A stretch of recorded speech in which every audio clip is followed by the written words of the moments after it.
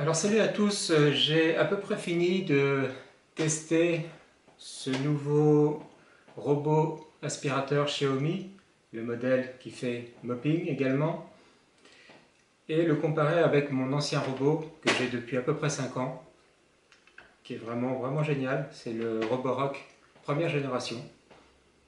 Et donc je suis un petit peu déçu sur celui-là parce que puisqu'ils ont 5 ans de différence, je m'attendais à nettement plus de performance sur celui-là et puis des algorithmes plus performants, plein de choses très intéressantes en plus. Alors certes, il y a plein de choses très intéressantes en plus, mais il a perdu également certains éléments qu'avait celui-là. Les deux sont des modèles import chinois, c'est-à-dire avec la notice en chinois, la prise US et ce genre de choses. Donc il est devenu très bien au fur et à mesure.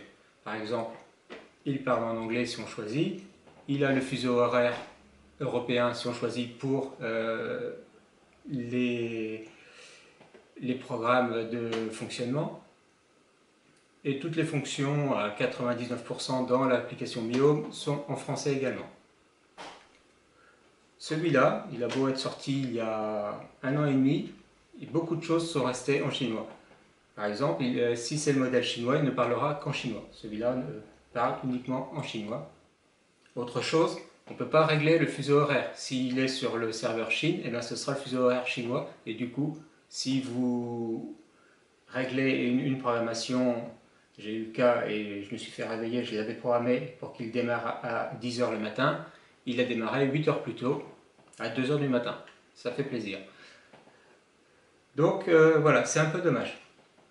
Autre chose, niveau algorithme de fonctionnement pour se déplacer dans les pièces et optimiser le nombre de passages pour faire le travail le plus rapidement possible, eh bien, étonnamment, l'ancien modèle est bien meilleur. Celui-là va démarrer une zone et puis il va partir à l'autre bout de la pièce pour revenir pour un tout petit bout ou rester coincé derrière le canapé pendant 5 minutes. Franchement, c'est très décevant. Il a par contre un deuxième mode, il a un mode de déplacement en S et en Y, il fait des allers-retours. Je pense que le mode Y peut être intéressant pour la partie mopping. Venons à la partie mopping. Eh bien, elle marche plutôt pas mal. Bon, ça reste juste des lingettes en microfibre, donc il ne faut pas s'attendre à qu'il fasse aussi bien qu'un grand lavage à la serpillière. Et si on veut un résultat bien, il faut qu'il passe 2 fois.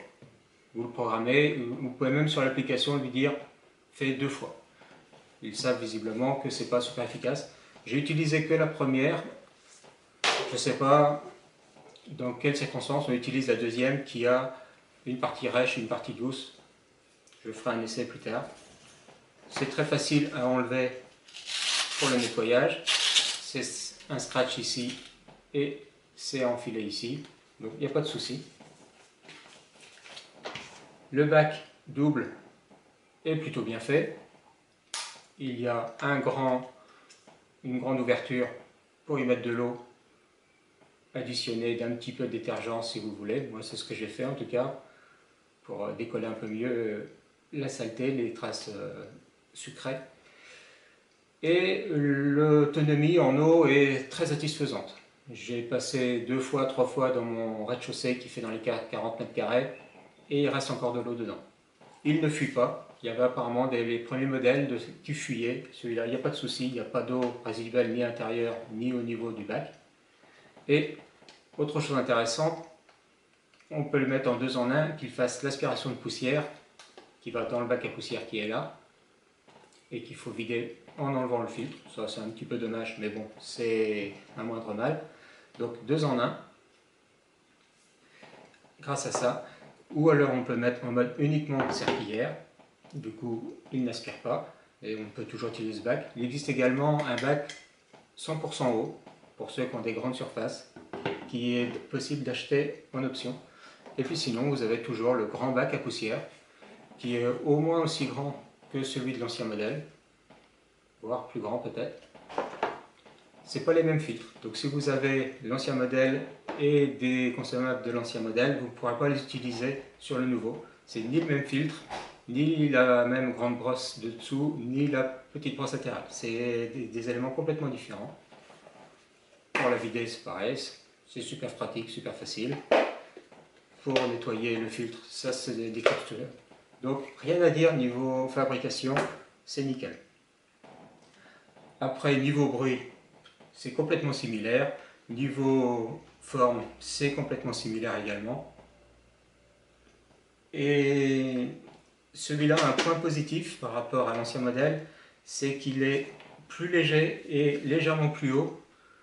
Ça veut dire qu'il va plus facilement aller sur les tapis, aller sur les seuils qui sont assez grands. Par exemple, celui-là n'arrivait absolument pas à aller dans ma véranda parce qu'il y a un seuil pour la baie coulissante. Celui-là, il y arrive. Pas toujours de premier coup, mais il y arrive. Donc, c'est un point positif. Après, effectivement, le choix est relativement cornélien. Lequel est le mieux? C'est difficile à dire. Celui-là, comme je disais, est un peu plus performant au niveau déplacement intelligent que celui-là. Mais celui-là, c'est se déplacer à d'autres endroits et c'est passer à la serpillière en plus. Donc voilà. Ce qui manque réellement, c'est quand même le fait de ne pas pouvoir le faire parler en anglais et pas pouvoir mettre le fuseau horaire français. Voilà ce que ça donne sur celui-là pour les langues. Et voilà ce qu'on a pour celui-là sur l'application. Pour ce qui est de l'application également, celui-là a une carte un peu plus basique. Ça donne ça, elle est en juste monochrome, mais elle est plutôt précise néanmoins. Celui-là a une carte en couleur où on peut couper des pièces en deux, interdire certaines pièces et renommer les pièces en fonction de leur vrai nom, couloir, salle, etc. Je pense que c'est intéressant si on utilise des applications du genre Alexa, ce genre de choses, bien que je n'ai pas trouvé comment utiliser ce genre d'application avec. Je n'ai pas trop cherché non plus, je vous dirais. Donc du coup, au niveau carte, ça semble plus intéressant sur celui-là. Après, voilà, tout dépend de ce que vous aurez à faire avec. Et moi, du coup, je ne sais pas lequel je vais garder, puisque je n'ai pas besoin de garder les deux. Je me tâte encore, je vais faire différents essais. Allez, ciao!